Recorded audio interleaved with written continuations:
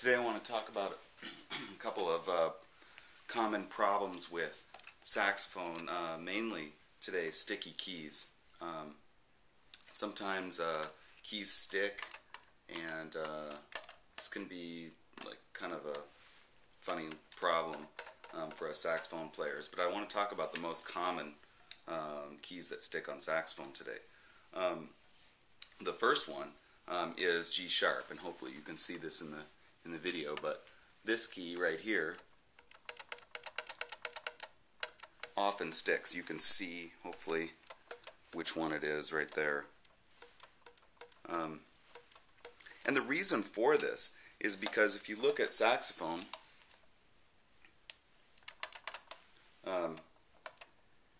this key, this G sharp key, is actually when you push the key, it opens the key, so it lives on this key cup. Whereas most of the keys on saxophone, you're pushing them down to close them, but this one you're venting. And so that key stays down, and then when you finish playing, all the condensation that's left in the horn kind of collects right on that key, and that's the reason why it sticks. So a good habit to get into is just when you are taking your horn and putting your horn together, push that key and make sure that thing opens up.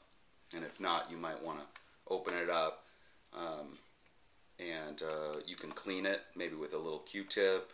A little bit of lemon pledge works fine. You can also kind of circle around the pad with that Q-tip. Okay, and then the other one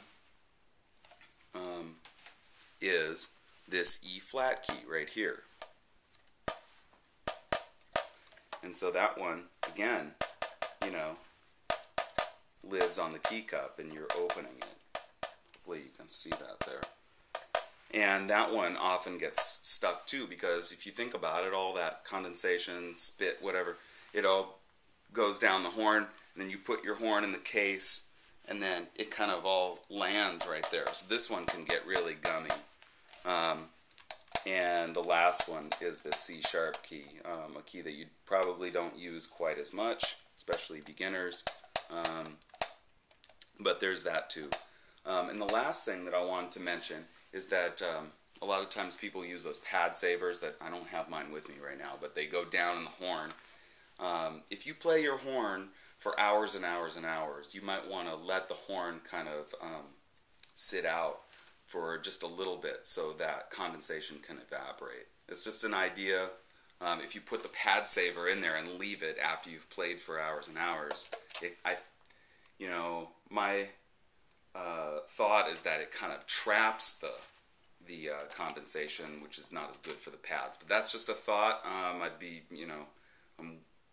welcome to hear your comments on that. But it's good to try to save those pads. So there's a couple of little things to be aware of, and hopefully you could see everything clearly on the video, and thanks for watching.